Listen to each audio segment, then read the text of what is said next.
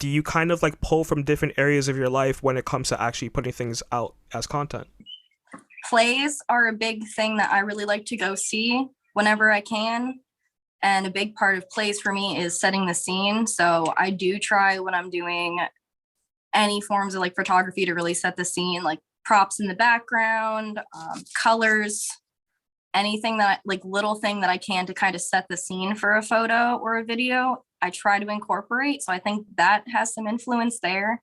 I know I try to do stuff that will make my character, sometimes I want to make my character stand out a little bit compared to other ones, but a lot of times I like to just try to get as close to the interpretation I have of the character. Like if there's certain qualities about them that I really, really, really like, I'll make them more prominent than other features that they have. Like Harley's makeup, sometimes I do that in like a brighter color than what you would normally see some of the other cosplayers do, because I just really like the emphasis of the colors against her eyes.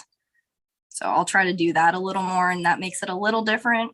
But as for other examples, I don't know if I can think of any right now. It's a good question.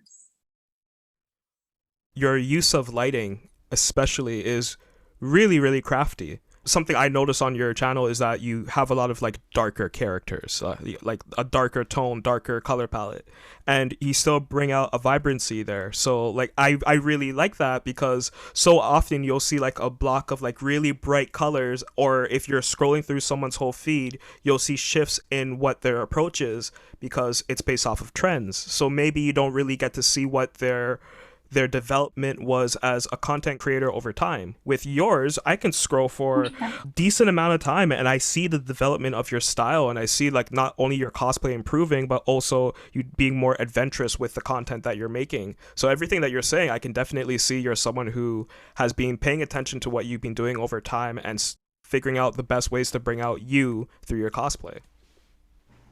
Thank you so much. That's a really good point. I didn't even really think too much about the lighting as a whole with the darker characters.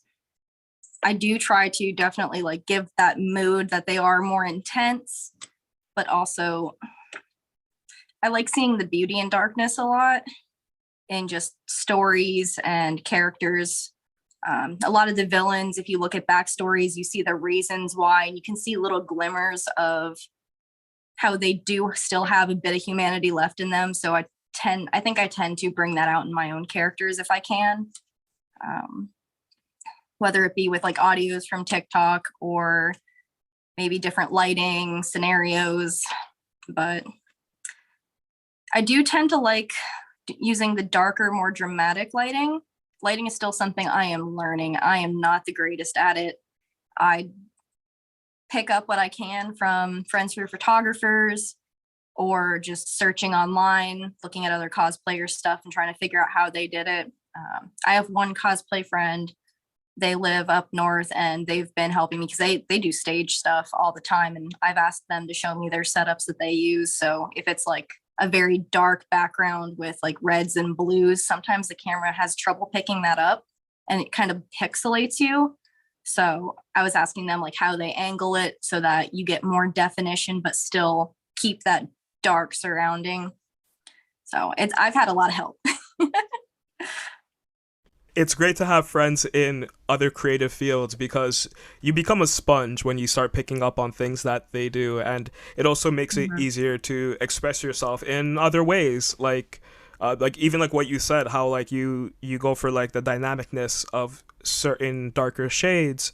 I can imagine someone who, yeah, maybe they're not always feeling emo, but they want to express themselves in darker, more muted tones, and that could be in the way that they dress, or maybe if they're not really into fashion, but they edit photos, they do cosplay, they make thumbnails on YouTube, you start to see that expression seep into what they're doing. There are so many different ways someone can express themselves today that like, and it's really just me really getting deeper into cosplay. Do I see so many multidisciplinary artists and how they actually go about that? You're absolutely right. And it's so cool when you find there's certain cosplayers, you can glance at something of theirs and you're like, I know exactly who that is. Because somehow they still find a way to have a signature to whatever lighting look they're doing. They can be a completely different looking person, and you wouldn't recognize them, but you know it's them because of their signature. And I don't know how they do it. It's amazing. Years of experience, trial and error, witchcraft. I have no idea, but they're good at it. You're right. Yeah, I'd bank on that last